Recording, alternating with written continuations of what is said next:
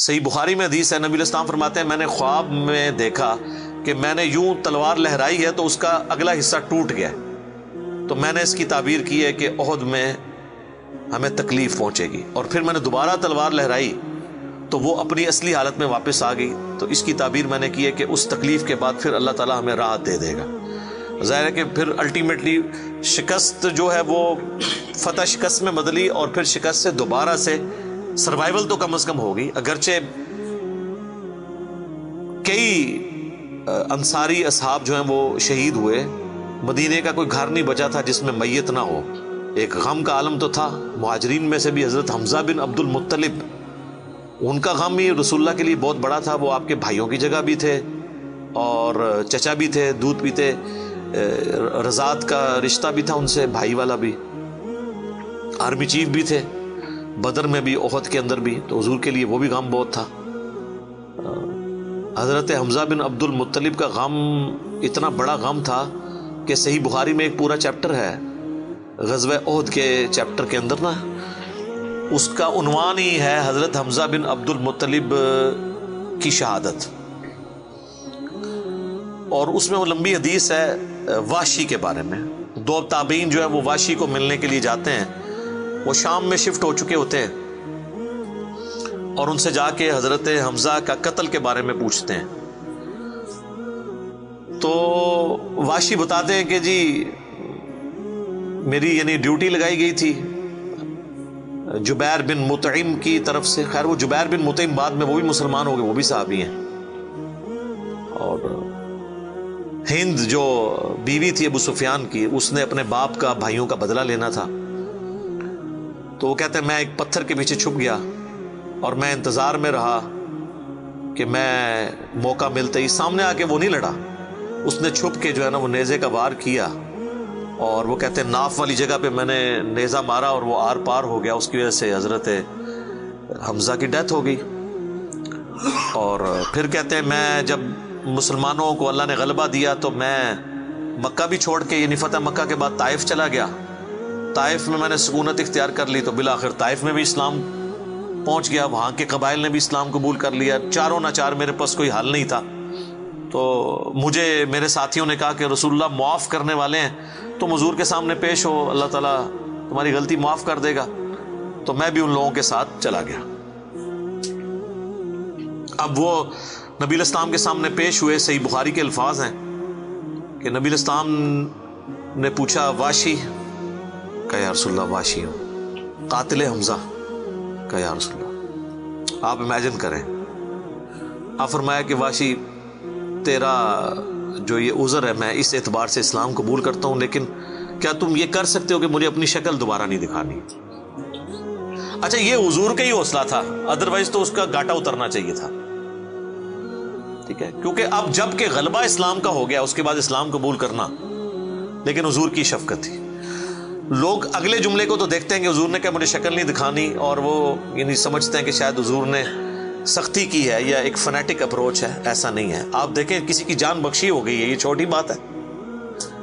تو اس پہ میں اکثر جملہ بولا کرتا ہوں کہ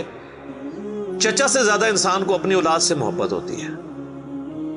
قاتلین حسین جو ہیں، قاتلین حسن ہیں، ان کے ساتھ قیامت کے دن رسول اللہ کا کیا ایٹیچیوڈ ہوگا ایز کمپیئر ٹو قاتلین حمزہ ابن عبد المطلب۔ کوئی شخص دنیا میں کہہ سکتا ہے کہ جی مجھے اپنے چچا سے اپنی اولاد سے بھی بڑھ کے محبت ہے، تو اس کا تو ذہنی توازن بگڑا ہو تو لادہ بات ہے، یہ جھوٹ بول رہا ہوگا۔ تو یہ کربلا جو ہے یہ کوئی چھوٹی چیز نہیں میرے بھائیوں، اور اس سے یہ بھی پتہ چلا کہ غم کبھی بھی ہلکا نہیں ہوتا۔ فتح مکہ کے بھی بعد کی یہ بات ہے، یعنی حضرت حمزہ کی شہادت کو کم از کم 5 سال تو گزر چکے تھے۔ 3 ہجری میں غزوہ احد ہوئی ہے اور 8 ہجری میں فتح مکہ، اس کے بھی بعد کا واقعہ ہے، یہ 8 کا بھی ہو سکتا ہے 9 کا بھی، چلو کم از کم بھی 5 سال۔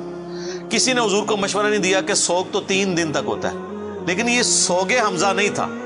یہ غم حمزہ تھا۔ ہم اختلاف کرتے ہیں سوگ حسین سے، غم حسین تو قیامت تک جاری رہے گا، جس میں یہ پیٹنے والا ماتم والا معاملہ نہ ہو، بلکہ حسین علیہ السلام کی اس دعوت کو یاد کیا جائے۔ خیر حضرت وحشی کہتے ہیں، ظاہر ہم تو ان کا احترام سے نام لیں گے، صحابی تو ہیں، وہ کہتے ہیں کہ مجھے پوری زندگی اس بات کا غم تھا اور میں اللہ سے دعا کرتا تھا کہ اللہ مجھ سے نہ کوئی بڑا کام کروانا ہے۔ تو بخاری کے الفاظ ہیں، وہ کہتے ہیں جب مسیلمہ کذاب نے دعوی نبوت کیا تو میں نے اللہ سے دعا مانگی کہ اللہ میں نے اسلام کے سب سے بہترین شخص کو قتل کیا تھا، یعنی حمزہ کو، اس میں کوئی شک نہیں ہے، میرا تو اجتہاد ہے، اگر حضور کی وفات کے وقت حضرت حمزہ زندہ ہوتے نا تو پہلا خلیفہ حضرت حمزہ نے بننا تھا، کیونکہ خلفائے راشدین جب موجود تھے، جب تک خلیفہ راشد نہیں وہ بنے تھے ابو بکر، عمر، عثمان و علی، ان کی موجودگی میں بھی حضور نے اپنا آرمی چیف حضرت حمزہ کو بنایا ہوا تھا۔ بدر میں حضرت ابو بکر، عمر، عثمان و علی میں سے تو کوئی نہیں تھا حضور کی طرف سے آرمی چیف،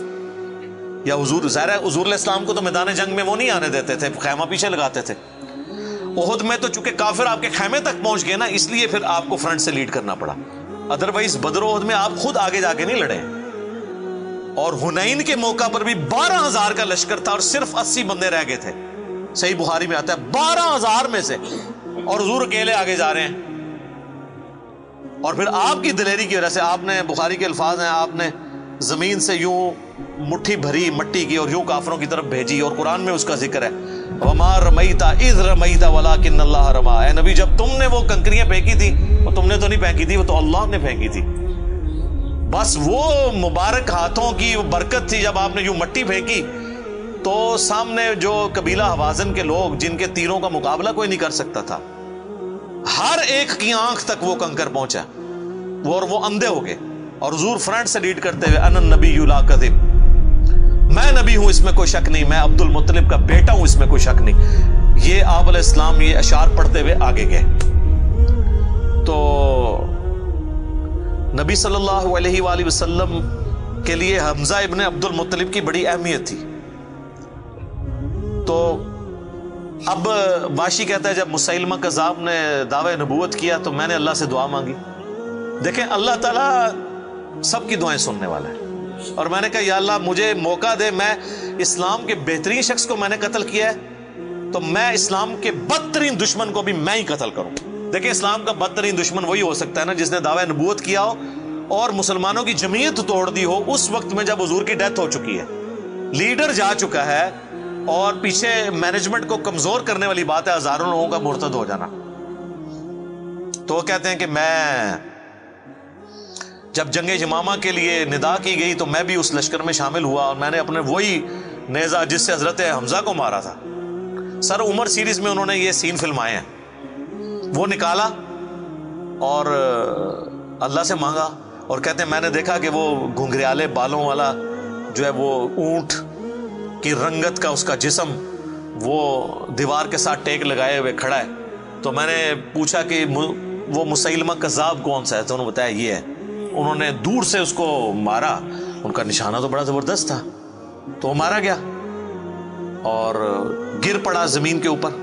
اس نیزے کے وار سے۔ پھر ایک انصاری صحابی نے آگے بڑھ کے اس کی گردن کاٹ دی۔ تو پھر وہ کہتے تھے کہ مجھے اللہ سے امید ہے کہ اللہ تعالیٰ اس نیکی کی برکت سے میری وہ غلطی معاف کر دے گا۔ ٹھیک ہے، ویسے تو اسلام لانا ہی غلطی معاف کر دیتا ہے، صحیح مسلم میں حدیث ہے کہ ایمان لانا پچھلے کے گناہوں کو معاف کر دیتا ہے، لیکن سر کچھ گناہ بہت بڑے لیول کے ہوتے ہیں، اس کے لیے بہت بڑے لیول کی نیکی چاہیے ہوتی ہے اس کی کمپنسیشن کے لیے، چونکہ حضور بھی تو اس اعتبار سے تو حضرت واشی حضور کے سامنے نہیں آتے تھے نا۔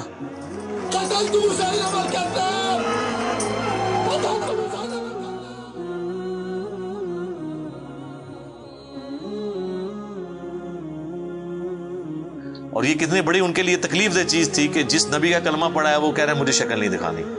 آپ اس تکلیف کو سوچ سکتے ہیں۔ ہاں اب میں یہ سمجھتا ہوں، اللہ سے امید کرتا ہوں کہ قیامت والے دن حضرت واشی حضور کے سامنے اس اعتبار سے پیش ہو سکتے ہیں کہ مجھ سے یہ غلطی ہوئی تو یا رسول اللہ دیکھیں آپ کے سب سے بڑے دشمن کو بھی میں نہیں قتل کیا، تو یہ بہت بڑی سعادت ان کو ملی۔ رضی اللہ عنہم اجمعین وعلیہم السلام۔ صلاۃ بر محمد وآل محمد، اللہم صلی علی محمد وعلی آل محمد واصحابہ اجمعین الی یوم الدین۔